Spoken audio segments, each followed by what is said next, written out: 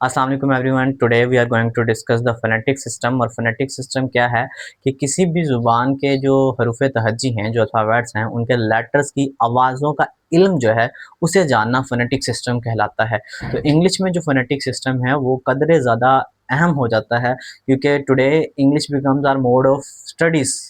तो इंग्लिश आजकल हमारी तालीम का एक हिस्सा बन चुकी है क्योंकि हम अपनी तालीम इंग्लिश ज़ुबान में हासिल कर रहे हैं। इसको अच्छे तरीके से पढ़ना और इसको अच्छे तरीके से सीखना बहुत ज़रूरी हो गया।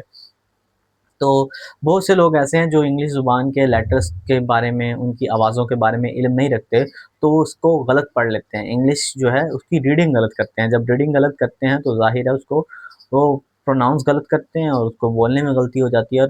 और जब बोलने में गलती आती है तो कुछ लोग के सामने बाज़-औक़ात ऐसा प्लेटफ़ॉर्म होता है कि बंदा एम्बैरस हो जाता है।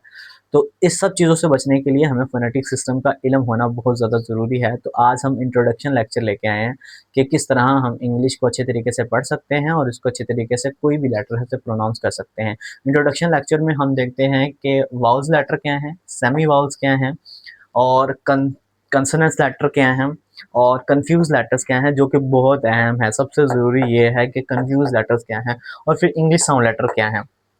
अगर हम बात करें वाउल की, तो वाउल को हम बचपन से पढ़ते आ रहे हैं। वाउल क्या हैं? ए, ई, आई, ओ, यू, ये वाउल्स लेटर कहलाते हैं।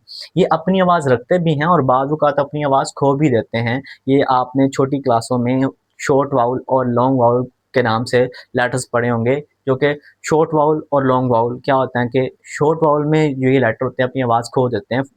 फॉर एग्ज़ाम्पल ए की साउंड ए की साउंड ए, अ, ओ, उ। तो इस तरह की आवाज़ वाउल्स की होती है, इसे शॉर्ट वाउल कहते हैं। और लॉन्ग वाउल में इनकी आवाज़ क्या होती है, जो इनका नाम होता है वही इनकी साउंड हो जाती है, ए, ई, आई, ओ, यू। ये हम किसी फर्दर लेक्चर में किसी दिन और डिस्कस करेंगे। आज हम देखते हैं जो हमने इंट्रोडक्शन लेक्चर में देखना है। तो ये ज़्यादातर अराब का काम करते हैं। अराब का काम करते हैं। अराब का काम करने का मतलब ये है कि अगर हम बात करें अरबी ज़ुबान में, अगर किसी लफ्ज़ को हमने अच्छे तरीके से अदा करना हो, तो हम उस पे ज़बर ज़ेर पेश लगा देते हैं, जिससे होता क्या है कि हम उस लफ्ज़ को अच्छे तरीके से अदा कर पाते हैं। इसी तरह इंग्लिश में अगर आपने किसी लफ्ज़ को अच्छे तरीके से प्रोनाउंस करना है, तो हम इन जो वाउल्स हैं, इनकी साउंड को बिल्कुल अच्छे तरीके से पढ़ते हैं। यानी कौन-सा वाउल कहाँ कौन-सी साउंड दे रहा है, वो तब अगर हम अच्छे तरीके से प्रोनाउंस करेंगे तो वो लेटर अच्छे तरीके से प्रोनाउंस कर पाएँगे हम पूरा एक लफ्ज़। आगे देखते हैं, सबसे जो ज़रूरी है कि ये वाउल का काम क्या होता है? ये वाउल्स का काम होता है कि लफ्ज़ को बनाते हैं। ये वाउल्स क्या हैं? लफ्ज़ बनाते हैं। इंग्लिश ज़ुबान में कोई ऐसा लफ्ज़ नहीं है जिसमें ए, ई, आई, ओ, यू ना आए।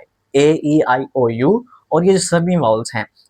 जब अच्छा, कुछ लोगों के मुताबिक डब्ल्यू और वाई जो है वो सेमी वाउल है, ये दोनों। और कुछ लोगों के मुताबिक वाई और एच जो है वो सेमी वाउल है। मुत्तफ़िक वाई पे दोनों हैं। हर कोई वाई पे मुत्तफ़िक है, लेकिन डब्ल्यू और एच पे बहस है। लेकिन मेरे मुताबिक ये तीनों ही सेमी वाउल्स हैं। अच्छा, इनके ये डब्ल्यू, एच और वाई और ए, ई, आई, ओ, यू, इनके बगैर इंग्लिश का कोई लफ्ज़ बन ही नहीं सकता। सेमी वाउल और वाउल के बगैर इंग्लिश को कोई लफ्ज़ बन ही नहीं सकता, क्योंकि हम क्या बात कर रहे हैं, ये अल्फ़ाज़ बनाने के काम आते हैं। बगैर इनके इंग्लिश को कोई लफ्ज़ बन ही नहीं सकता। आप कोशिश कर लें, आपको कोई भी लफ्ज़ नहीं मिलेगा। आप चाहें तो मुख्तलिफ़ चैट बोट जो हैं, चैटजीपीटी है या मुख्तलिफ़ और एआई जो बोट हैं, उनसे जाके ये सवाल कर सकते हैं। वो आपको बताएँगे कि बगैर वाउल्स के हम कोई भी इंग्लिश का वर्ड जो है वो बना ही नहीं सकते। नेक्स्ट अगर हम बात करें कंसोनेंट की, तो कंसोनेंट आपको पता है कि इनके अलावा, इन पांचों के अलावा जो भी हैं उनमें ये भी शामिल हैं कंसोनेंट में। जो इनके अलावा जितने भी हैं वो कंसोनेंट है। और कंसोनेंट क्या होते हैं? इनकी एक फिक्स साउंड होती है और इन्हीं फिक्स साउंड में से कुछ लेटर ऐसे हैं जो कि कंफ्यूज लेटर कहलाते हैं। जो कौन कौन से हैं जी? सी है, जी है, एस है, एक्स है, टी है और डी है। ये क्या करते हैं? कंफ्यूज लेटर इन्हें क्यों कहा जाता है? क्योंकि बाज़ औक़ात बच्चे कंफ्यूज हो जाते हैं कि एक ही लेटर है और मुख्तलिफ लफ्ज़ों में आ रहा है और मुख्तलिफ आवाज़ दे रहा है। जैसे सी है, एक लेटर है और इसकी 3 आवाज़ें हैं। काफ की आवाज़ भी देता है भई, ये सीन की आवाज़ भी देता है और ये शीन की आवाज़ भी देता है। एक लेटर है और 3 आवाज़ें देता है। इसी तरह बात करें जी की, तो जी भी 3 आवाज़ें देता है, घाफ की, जीम की और य की। इसे य भी कहते हैं और स भी कहते हैं। कुछ लोग इसे से सालाबारी, कुछ लोग इसे ये से यालाबारी कहते हैं, लेकिन वो हमारा टॉपिक नहीं है। हम बात कर रहे हैं कि ये जी जो लेटर है वो 3 आवाज़ें देता है। इसी तरह ये एस जो लेटर है ये आपके पास 4 आवाज़ें देता है, सीन की, शीन की, से की और ज़े की। इसी तरह ये जो एक्स लेटर है ये 6 आवाज़ें, सबसे ज़्यादा ये आवाज़ें देता है, कश, गय, गज़, किस, ज़ और एक्स। इसी तरह ये लेटर टी है ये भी 3 आवाज़ें देता है, चे की, शीन की, टे की। और जो लेटर डी है ये भी 2 आवाज़ें देता है, डाल की और जीम की। अगर हम एग्जाम्पल से देखना चाहें तो देखें ये सी लेटर नजर आ रहा है आपको, मैंने इसे ग्रीन इसलिए किया ताकि आपको पता लगे कि हम किसकी बात कर रहे हैं, सी लेटर की। यहाँ ये जो सी है वो काफ की आवाज दे रहा है, सी ए टी कैट। यहाँ सी सीन की आवाज दे रहा है, C E N T E R centre. और यहाँ सी शीन की आवाज दे रहा है, ओशन। इसी तरह अगर हम जी की बात करें तो यहाँ गेट जीम की आवाज दे रहा है, यहाँ गेट घाव की, सॉरी यहाँ जीम जो है वो घाव की आवाज दे रहा है, गेट। और यहाँ जीम की, जेंटलमैन। और यहाँ रियाइम, कुछ लोग इसे रिजीम भी कहते हैं लेकिन that is not a correct pronunciation, इसे रियीम कहेंगे, रियीम, नॉट ए रजीम। नेक्स्ट देखिए अगर आप, तो ये स्टार है, क्या है, स्टार। इसमें एस है वो सीन की आवाज दे रहा है। आगे है रोज, इसमें एस ज की आवाज दे रहा है, स्टार, रोज और मैयर। मैयर में एस य की आवाज दे रहा है।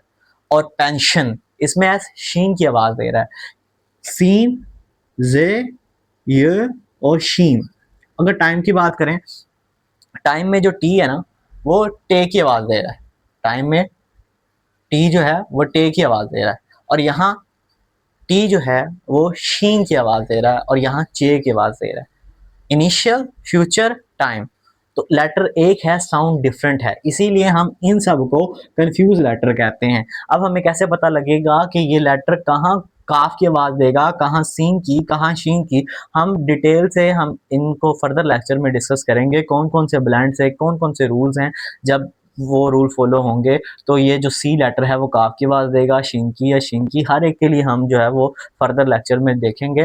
लेकिन आज के लेक्चर के लिए हमने बस इसका एक इंट्रोडक्शन लिया है कि इसकी मुख्तलिफ आवाज़ें होती हैं जिसकी वजह से कंफ्यूज लेटर कहते हैं। नेक्स्ट देखें हम English sound letter. English sound letter जो हैं ये इतना ज़्यादा अहम नहीं है for Pakistanis and Indians, because हम लोगों का एक अपना अलग से ज़ुबान है।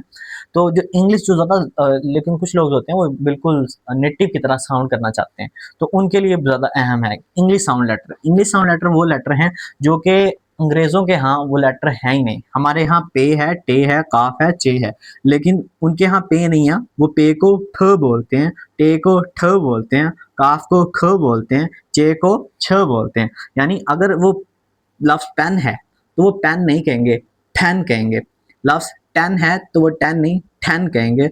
लफ्ज काइट है तो वो काइट नहीं, खाइट कहेंगे। लफ्ज कैट है तो वो कैट नहीं, खैट कहेंगे। और अगर लफ्ज केमिस्ट्री है तो वो केमिस्ट्री कहेंगे। यानी अगर इन शॉर्ट में मैं बात करूं तो वो ये पी के साथ हल्का सा एच जो है वो प्रोनाउंस करेंगे, टी के साथ भी हल्का सा एच प्रोनाउंस करेंगे, और इन सब के साथ भी हल्का सा एच, ह की आवाज हल्की सी देंगे।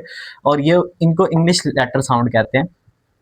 इस तरह और भी बहुत से लफ्ज हो सकते हैं, जैसे कि प्योर तो प्योर कहेंगे, टीम तो टीम कहेंगे, और चेयर तो चेयर कहेंगे।